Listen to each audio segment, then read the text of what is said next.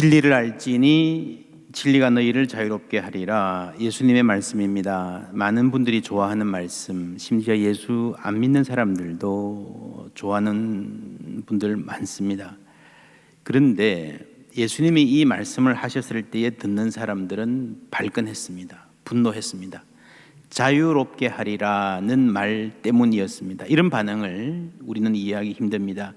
우리는 자유라는 말을 아주 가볍게 이해합니다. 이 옷 입으니 참 자유롭고 좋다. 이 모임은 어색하지 않아서 참 자유롭다, 좋다. 그러나 성경 시대의 사람들에게 자유인의 반대는 노예였습니다. 노예는 그냥 낮은 사람이 아니라 인간이 아니었습니다. 인간 취급을 하지 않았습니다. 너희를 자유롭게 해주겠다라는 말을 진지하게 들으면 너희들은 노예다 라는 말로 들릴 수밖에 없었습니다. 분노하는 것 당연했습니다. 특별히 그들은 로마의 지배하에 살았기 때문에 더 자격지심이 있었습니다. 우리는 아브라함의 자손이다. 남의 노예가 된 적이 없다. 그런데 왜 우리에게 자유를 주겠다는 망언을 하느냐? 우리를 모욕하지 말라. 아브라함의 자손이라는 말을 우리가 자연이라는 주장의 근거로 제시하고 있습니다. 이 부분은 다음 주일에 말씀드리겠습니다. 예수님 대답하십니다. 죄를 범하는 자마다 죄의 노예다. 바울이 로마서에서 하는 말과 같습니다. 모든 사람은 죄 아래 있다. 죄의 권세 아래서 노예로 살아가고 있다는 말입니다. 죄 아래 있는 사람은 죄 가운데 살다가 심판받을 수밖에 없는 심판 아래 있는 사람입니다. 그런데 하나님이 우리를 해방하십니다. 이것이 기쁜 소식 복음입니다. 하나님의 의가 복음입니다. 이제는 율법 외에 하나님의 한 의가 나타났으니, 이제는 이라는 이 말은요, 전과 다르다는 거죠.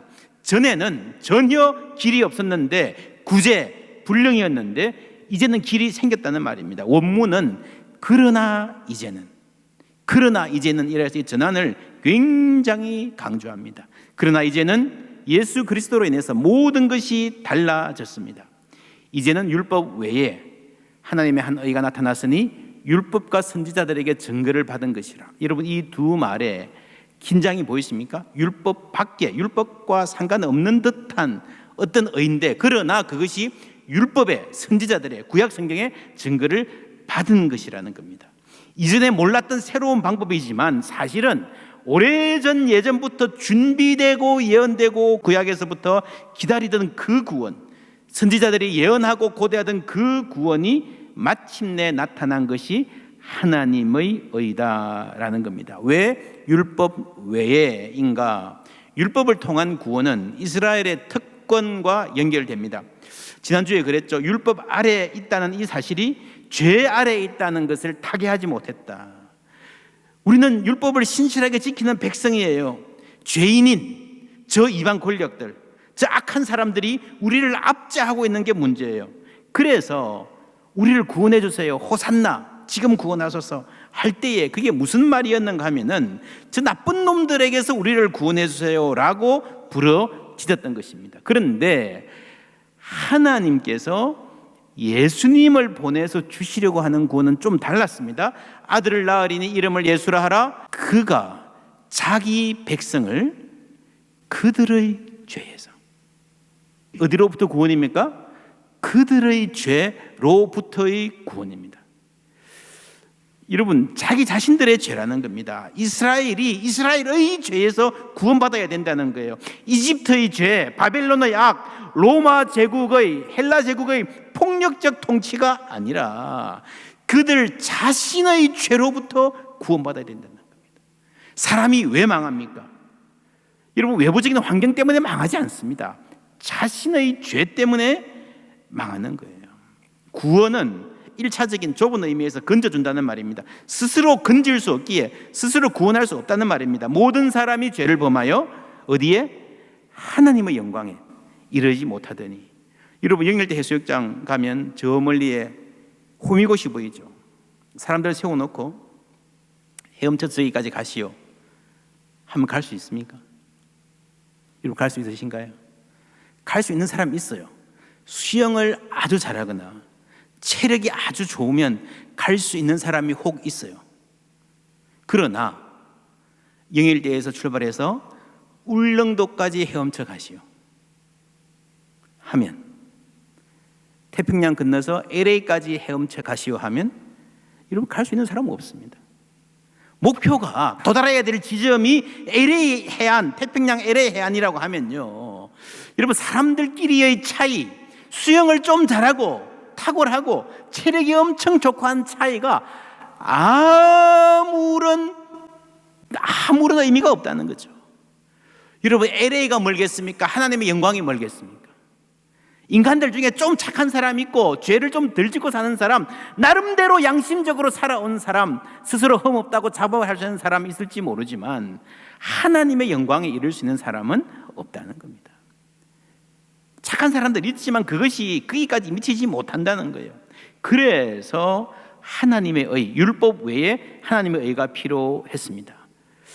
구약에서 바라고 바라던 하박국이 망대에 서서 하나님 왜 우리를 그냥 이렇게 놓아두십니까? 라고 애타게 기다렸던 그 구원이 하나님의 방법으로 제시된 것입니다. 1장 17절에 복음에는 하나님의 의가 나타나서 믿음으로 이르게 하나니라고 했는데, 이 말은, 이 하나님의 의는 언약을 지키시는 그 구약 백성들의 간절한 바람에 응답하시는 하나님의 언약적 신실하심이라 그랬습니다. 복음에는 하나님의 언약적 신실하심이 나타나서 신실함에서 신실함으로 이르게 하나니로 이해해야 됩니다.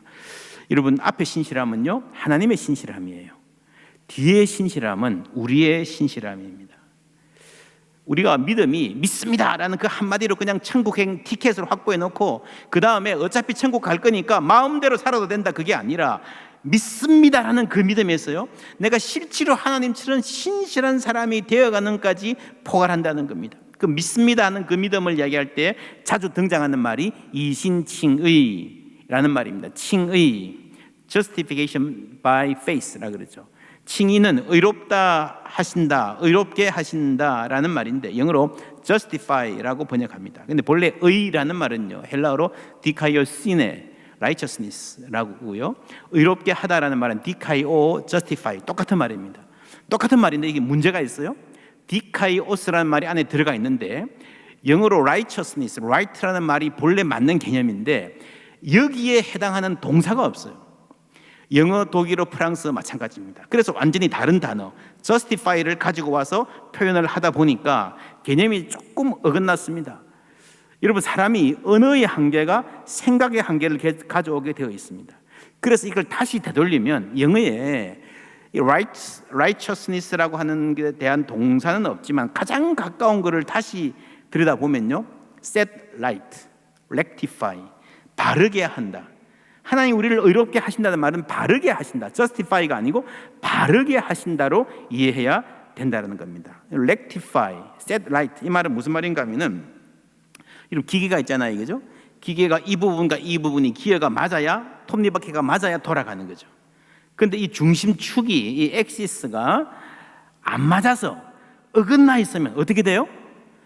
안 돌아가거나 어긋나는 겁니다. 잘못하면 큰일 날 수가 있죠. 그래서 이게 어긋나 있는 것을 바로 맞추는, 본래대로 바로 맞춰서 정렬하는 것, 바로 잡는 것, 그것을 렉티파이라고 그럽니다. 기계뿐 아니라 사람도 마찬가지예요. 여러분 회사가 있는데 회장이 있고 사장이 있어요. 회장이 사장에게 일 시키고 신뢰하고 그래야 돌아가는데 회장과 사장의 관계가 틀어졌어요. 말 안 듣고 오해하고 의심하고 보고를 받아도 거짓말이라 생각하고 사장이 회장에게 뭘 건의하기나 상의할 수도 없고, 그럼 회사가 돌아가겠습니까? 잘 돌아가겠습니까? 모든 사원들이 고통받죠. 가정도 마찬가지죠. 엄마 아빠가 틀어져서 말도 안 하고 그러면요 여러분 아이들이 고통받잖아요. 주위 사람 전부 다 불편해지잖아요. 그래서 이걸 고치려면 바르게 해야 됩니다. rectify. 그게 디카이오예요. 바르게 한다. 하나님이 우리를 바르게 하시는데 뭘 바르게 하는가? 네 가지로 말씀드립니다. 첫째는 관계를 바르게 합니다. 이게 출발입니다. 하나님과의 우리와의 관계 회복. 죄로 인해서 하나님과 원수되었던 우리가 하나님의 자녀가 되고 하나님의 백성이 되고, 탕자가 아버지를 등지고 세상에 갔지만 다시 와서 아버지 품에 안기는 관계의 회복입니다. 아버지 품에 안기는 걸로 끝나는 게 아니라 그때부터는 아버지가 기뻐하는 아들로 살아가는 거예요. 그 두 번째 의미, 바르게 한다는 것은요, 사람을 바르게 한다는 겁니다. 이게 존재의 변화고요, 성화입니다. 우리가 실제로 바뀌는 겁니다. 성경이 성화라고 하는 sanctification이 바로 이겁니다. 우리가 칭의와 성화를 딱 나누어서 여기까지는 칭의, 여기까지는 성화, 이거는 성경적인 개념이 아니에요. 같은 구원을 어떤 면에서 보면 칭의고 어떤 면에서 보면 성화인 겁니다. 이 성화도 바르게 하시는 하나님의 큰 은혜에 속해 있다라고 봐야 됩니다. 세 번째, 법정에서 무죄로 선고해 주신다. 이게 칭의라고 하는 거죠. 미래에 이거는요, justify. 어떤 개념인가 하면은 사람이 죽으면 전부 다 하나님께 심판을 받을 것입니다. 역사의 끝에 하나님이 모든 인류를 다 심판하실 것입니다. 그 미래에 있을 심판, 최후의 심판을 현재로 가져와서 지금 우리를 예수 믿는 순간에 의롭다고 하나님이 선언해 주신다는 겁니다. 예수 그리스도의 공로에 의지해서. 여러분, 그러면 심판은 왜 합니까? 심판의 목적은요, 누구를 벌 주고 누구를 상 주는 게 그게 심판의 목적이 아니에요. 심판의 목적은 바로 잡는 거예요. 심판의 목적은 뭐라고요? 바로 잡는 거예요. 여러분, 지금 이 세상은 이게 혼돈의 상태입니다. 악과 선이 뒤범벅되어 있고 거꾸로 되어 있습니다. 악이 선을 압박하고요, 거짓이 진리를 참칭해서 자기가 진리라고 주장하는, 그게 진리처럼 보이는 그런 상태입니다. 그래서 하나님이 세상을 심판하신다 그럴 때 거기는 언제나 의외성이 개입되어 있습니다. 우리가 언제 주님을 보고도 대접하지 않았습니까? 멸망받을 사람들이 진짜 아현실색에서 그런 적이 없다는 거예요. 구원 얻는 사람도 마찬가지입니다. 우리는 주님께 잘해드린 적 없어요. 의외성. 여러분, 심판은 의외의 결과를 가져올 것입니다. 이거는요, 하나님께서 깜짝 쇼를 연출하시려고 파격적으로 뭘 하시는 게 아니라 지금 우리의 생각이 이 세상이 움직여가는 기준 자체가 그만큼 잘못되어 있다는 겁니다. 여러분, 세상에서 착하고 훌륭하다, 대단하다라고 박수 받는 사람 중에 주님 앞에 가면 창피당할 사람 많을 것입니다. 제가 보기에 한국교회, 저를 포함한 대형교회 목사들 중에서 많으리라 생각을 합니다. 반대로 아무도 주목하지 않는 사람들 중에서 정말 사람들의 존경을 받고 하나님께 칭찬받을 사람들이 많을 겁니다. 심판은 의외로 다가올 것입니다. 하나님께서 다 드러내시고 다 밝히시고 다 바로잡으실 것입니다. 여러분, 최후 심판의 목적은요, 상과 벌이 아니에요. 이 세계 전체를 바로 잡으시는 겁니다. 그런데 그 바로 잡으심의 사역을 미루지 아니하시고 그 핵심을 가져와서 지금 시작하시는 것이 현재적 칭의의 목적입니다.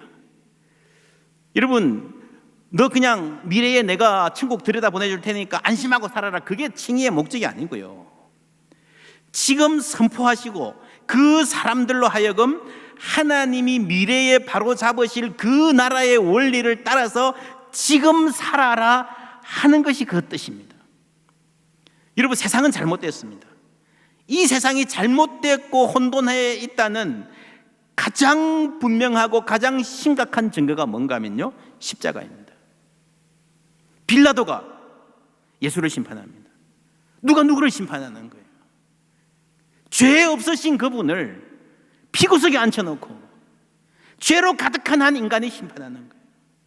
그 십자가의 그 장면은 여러분, 전혀 죄가 없으신 한 분을 세상 역사 가운데 가장 참혹한 형별로 빌라도 혼자가 아니라 그 주위에 있는 모든 사람들이 힘을 합해서 손가락질하고 배반하고 그렇게 죽였던 이 십자가, 뭡니까? 그만큼 이 세상의 기준과 생각이, 우리가 이 세상이 작동하는 원리가 엉터리라는 거예요. 거꾸로 됐다는 겁니다. 그래서 여러분, 십자가는요, 이 십자가 안에서 세상 전체가 심판받는 것입니다. 이 전도된 가치, 심각한 상태를 일거에 바로잡으시는 것이 그리스도의 부활입니다.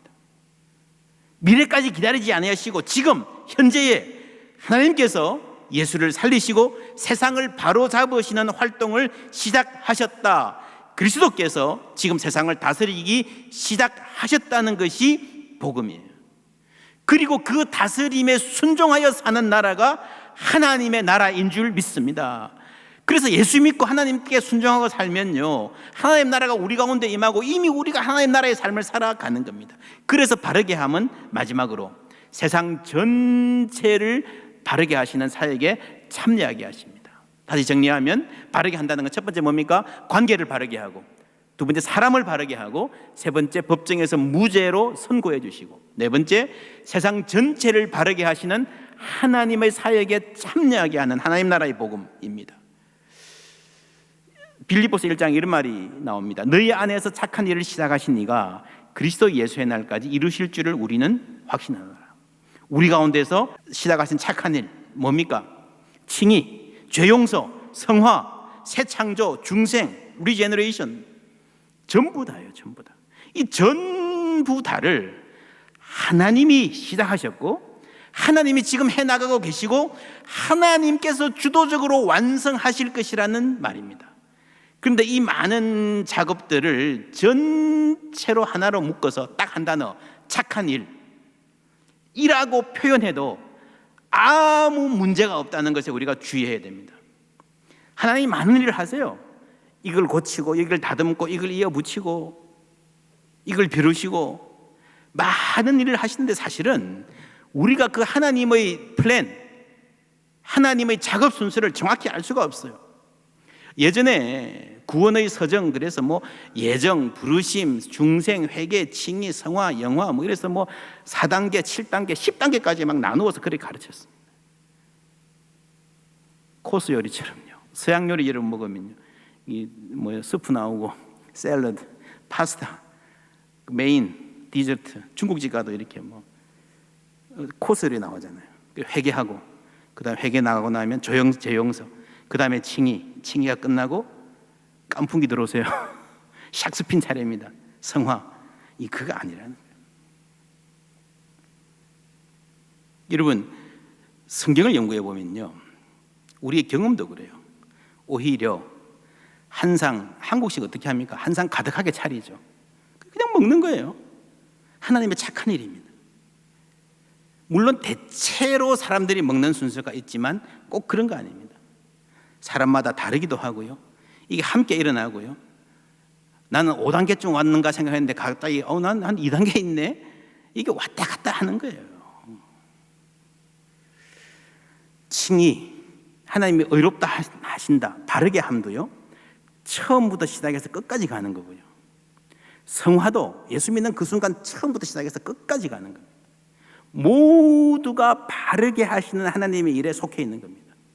그래서 하나님의 의는 뭔가 하나님의 언약적 신실하심이 나타난 건데, 우리에게 하시는 구체적인 일로 표현해 보면은 바르게 하시는 하나님의 올바름, God's rectifying rectitude라고 할 수 있습니다.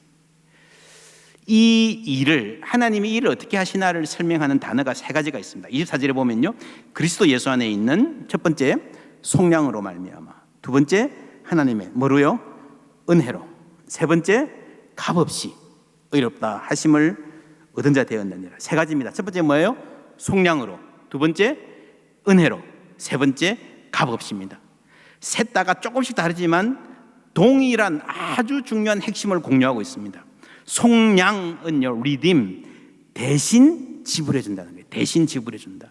여러분, 반드, 보석금이라는 말 아십니까? 재판을 받아야 되는데 재판 받는 동안 아직 유무죄가 확정 안 됐지만 도망갈지 모르니까 감옥에 있어야 되는 거예요. 근데 풀어달라 그러면요, 돈을 내면 풀어줘요. 그때 내는 돈을 보석금이라 그러죠. 제가 미국에서 목회할 때에 저에게 집사님 한 분이 아주 저 시골에 가가지고 아주 큰 사업을 했습니다. 그런데 아주 고약한 사기 케이스에 걸렸습니다. 나중에 밝혀지고, 무죄 판결 받고 밝혀지고 보니까요, 오랫동안 고생했는데 이 사장을 파멸시키려고 사건을 조작했어요. 지역 경찰들도 연루되었던 것 같습니다. 미국이라는 나라가 외국인이 어디 뭐 조그만 타운에 와가지고요 큰 사업하고 성공하면 견제가 많고 시기와 질투가 있기도 합니다. 뭐 사실 세계 어디나 있는 일이지요. 어느 날 갑자기 경찰이 와서 뭐 증거라고 뭐 이야기하더니 수갑 채워서 그냥 감옥에 가둬 버렸습니다.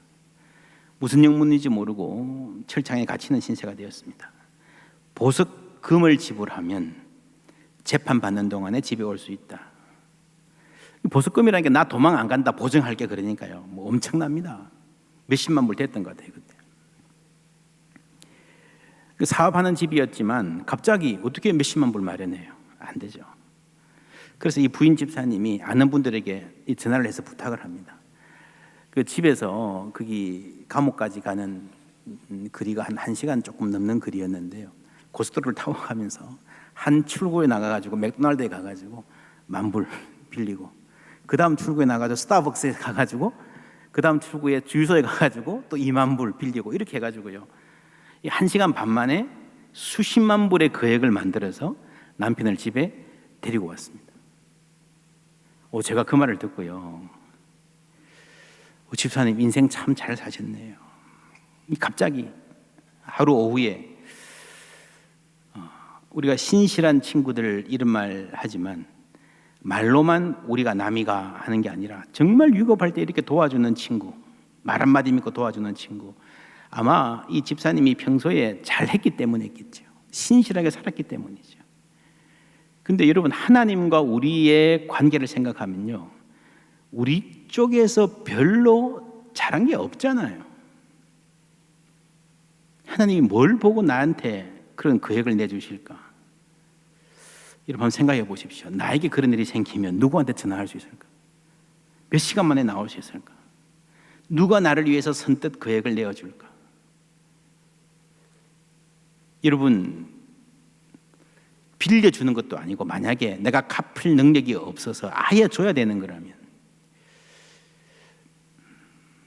부모 아니면 부모가 그럴 능력도 없으면 쉽지 않지요. 그런데 여러분은 보석금이라는 거는요, 죄를 없이 하는 거 아니고요, 잠시 나가 있는 거예요. 잠시 나가 있는 거. 확정이 되면 천하 없어도 그 벌을 받아야 돼요. 그런데 내 죄를 아예 없는 것으로 해준다, 그것을 누가 대신 지불한다, 리딤한다, 그게 속량인데, 그렇다면 그게 여러분 얼마나 엄청날까요? 은혜로라는 말은 선물로라는 말입니다. 값없이라는 말이 무슨 말인지 우리가 다 잘 알고 있습니다.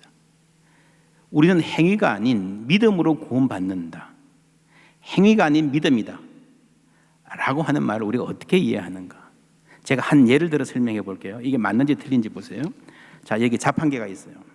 옛날에는 여기에 행위를 넣으면 구원이 나온다 그랬습니다. 근데 행위가 모자라. 아무도 구원받을 사람이 없어. 하나님이 말합니다. 오케이, 지금부터 계매료를 바꾼다. 이제부터는 믿음을 넣으면 구원이 나오는 걸로 바꿀게.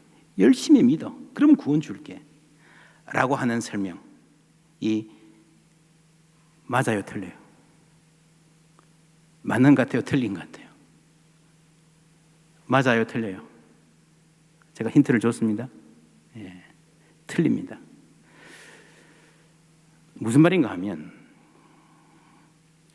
믿음으로 구원 얻는다는 말은요, 은혜로 값없이 구원 얻는다는 말입니다. 내가 믿음을 넣으니 행위가 나왔다는 게 아니라, 내가 아무것도 안 넣었는데 하나님이, 믿음을 넣으니 구원이 나왔다는 말이 아니라, 내가 아무것도 안 넣었는데 하나님이 구원을 주셨다는 거예요. 그러니까 믿음은 뭔가, 나는 한 일이 없는데, 나는 아무것도 안 했는데, 나는 기여한 바가 없는데 하나님이 나를 사랑해 주셨고, 나를 위해서 아들을 십자가에 못 박으셨고 나를 구원해 주셨어요. 나는 그 사랑을 받아들이기만 하면 됩니다.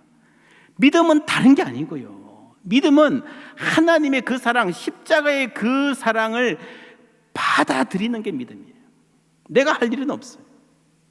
나는 내 구원을 위해서 전혀 아무것도, 어떤 값도 지불하지 않았습니다. 예수님 요한복음에 보시면 십자가상에서 맨 마지막에 하신 말이 다 이루었다, paid in full, 다 지불했다 라는 말입니다. 27절 바울은 이렇게 말합니다. 그런즉 자랑할 때가 어디냐? 있을 수가 없느니라. 무슨 법으로냐? 행위로냐? 아니라 오직 믿음의 법이로니라. 내가 구원을 받는데 내가 믿음을 넣어서 구원을 받았으면 자랑할 수 있죠. 조금이라도 보태었으면 자랑할 수 있죠. 근데 자랑할 데가 없다라는 거예요. 내가 착하게 살았으면, 그래서 구원받았으면 자랑할 수가 있죠. 내가 법을 잘 지켜서 흠이 없어서 자유함을 얻었다면 자랑할 데가 있죠. 여러분 기억나십니까? 자랑이 있으면 가짜다. 정말 내가 하나님의 사람인지, 내가 하나님의 은혜와 구원을 잘 이해하고 있는지 아는 방법은 하나뿐입니다. 자랑이 있는가. 그래서 우리는 천국 갈 때까지 주여 나는 죄인입니다, 하나님께서 의인으로 인정해 주셨지만 나 스스로는 여전히 죄인입니다, 그래야 됩니다. 여러분 이런 찬송이 있죠. 주여 주여 내 말 들으사 의인 오라 하실 때에 불러주소서. 맞아요? 우리의 생각으로는 그게 맞는 것 같아요. 주님 심판하실 때 의인을 복 주시잖아요. 의인 오라 하실 때 아니잖아요. 뭡니까? 죄인 오라 하실 때에. 여러분 우리가 예수를 잘 믿고 오래 믿어도요, 나름대로 충성하고 주님 뜻대로 살았다 그래도, 주님 위해서 살았다 그래도요, 죄인 오라 하실 때에 불러주소서 간구해야 될 줄 믿습니다. 우리는 자랑할 수가 없어요. 22절에 곧 예수 그리스도를 믿음으로 말미암아 모든 믿는 자에게 미친 하나님의 의인이 차별이 없느니라. 예수 그리스도를 믿음으로 말미암아라는 이 구절을 옛날 성경 킹 제임스 버전에는 By faith of Jesus Christ, 예수 그리스도의 신실하심으로 이렇게 번역했습니다. 예수님이나 하나님에게 faith가 갖다 붙으면요, 신실하심으로 번역하는 게 맞습니다. NIV나 요즘에 많은 성경들은 Through faith in Jesus Christ, 예수 그리스도를 믿는 우리의 믿음이죠. 예수 그리스도의 신실함이 아니라, 이렇게 번역 둘 다 가능한데 좀 더 가능성이 많은 것은 전자입니다. 예수 그리스도의 신실하심. 원어가 그렇고 최근에는 학자들이, 성서학자들이 예수 그리스도의 신실하심으로를 지지한 학자들이 점점 늘어가고 있습니다. 그럼 우리의 믿음은 필요 없는가? 다시 보면요, 곧 예수 그리스도를 믿음으로 말미암아 누구에게? 모든 믿는 자에게 미친 하나님의 의인이. 예수님의 신실함이 있지만 믿어야 되는 거예요.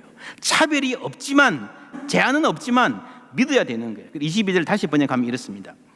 하나님의 의는 예수 그리스도의 신실함을 통하여 오는 것이며 모든 믿는 사람들을 위한 것입니다.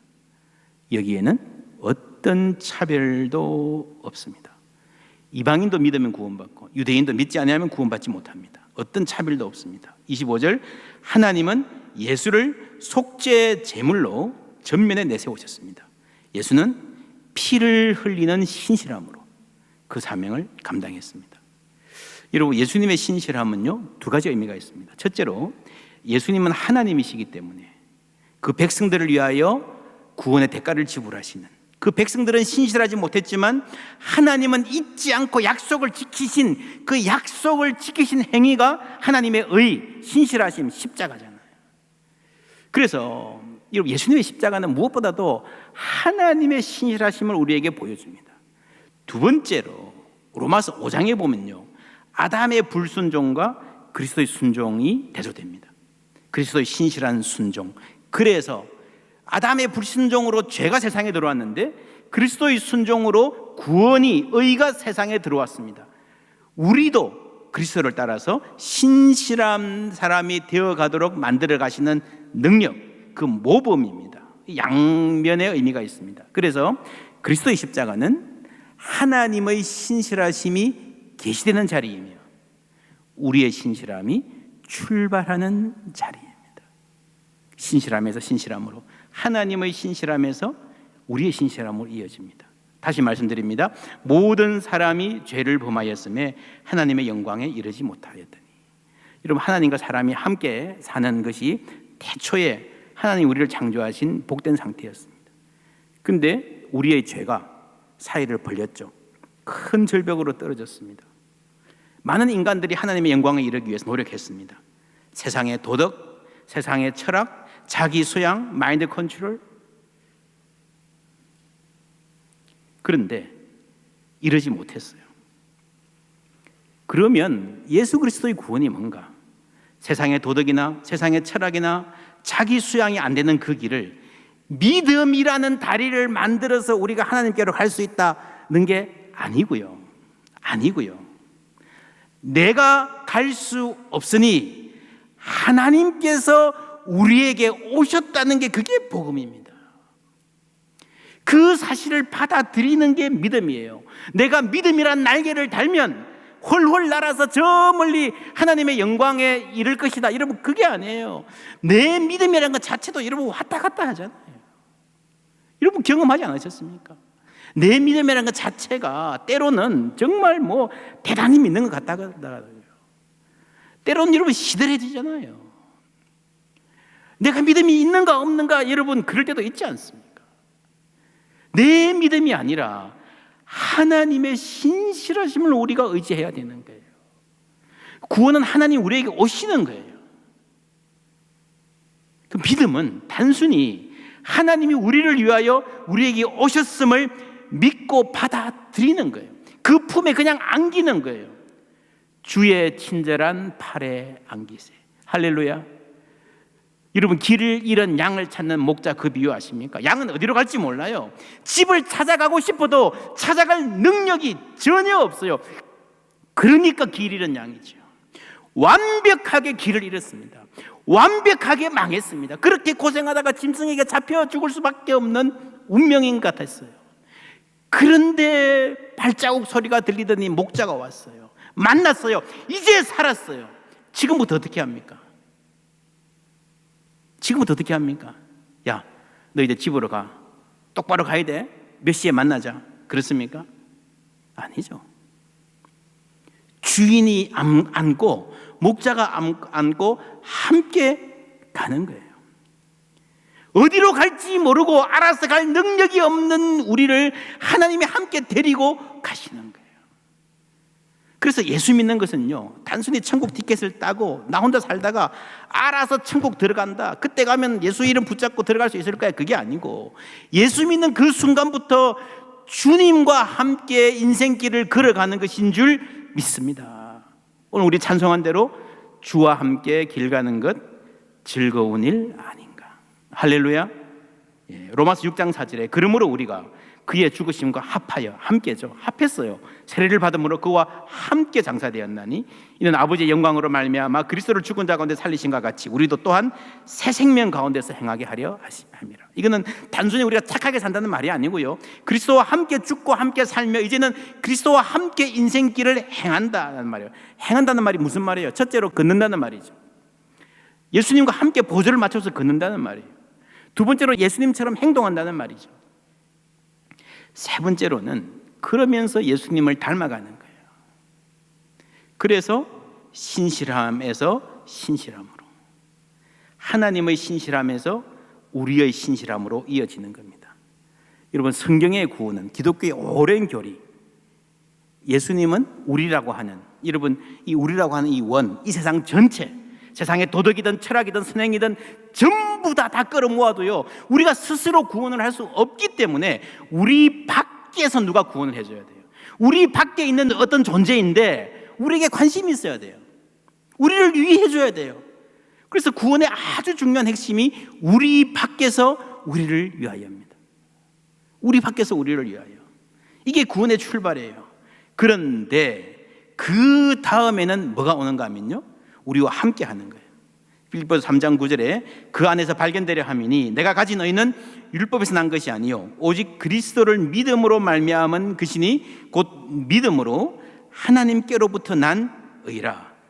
내가 그리스도와 그 부활의 권능과 그 고난의 뭐함을 참여함을 알고자 하여 그의 죽으심을 본받아 어떻게 해서든지 죽은 자 가운데서 부활에 이르려 하느니. 여러분, 십자가와 부활의 이야기가 단지 우리의 밖에서 우리를 위하여서 행하시는 일만이 아니라, 이 바울의 이 진술은 정말 놀랍습니다.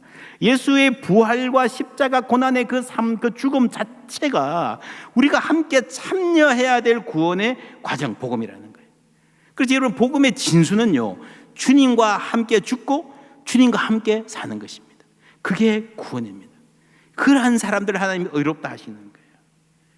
이제 우리가 주님과 함께 가는데, 이 주님과 함께 가는 주님의 죽으심과 부활의 참내에서 사는 이 삶조차도 나에게 달려있지 않고 하나님의 신실함에 달려 있습니다. 로마서 구원에 대한 이야기가 쭉 가서 마지막 8장에 가면요, 이런 말이 나옵니다. 누가 우리를 그리스도의 사랑에서 끊으리요.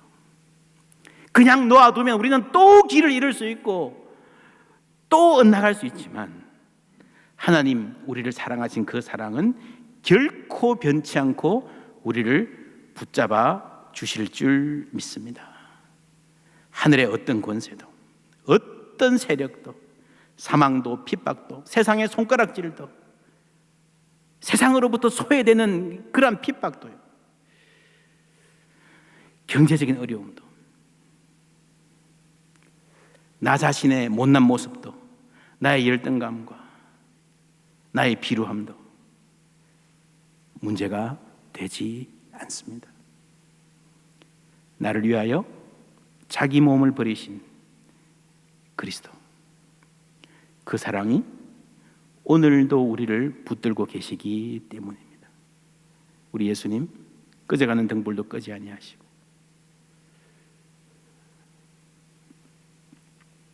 약한 우리를 약하다고 내치지 않는 은혜의 하나님이신 줄 믿습니다.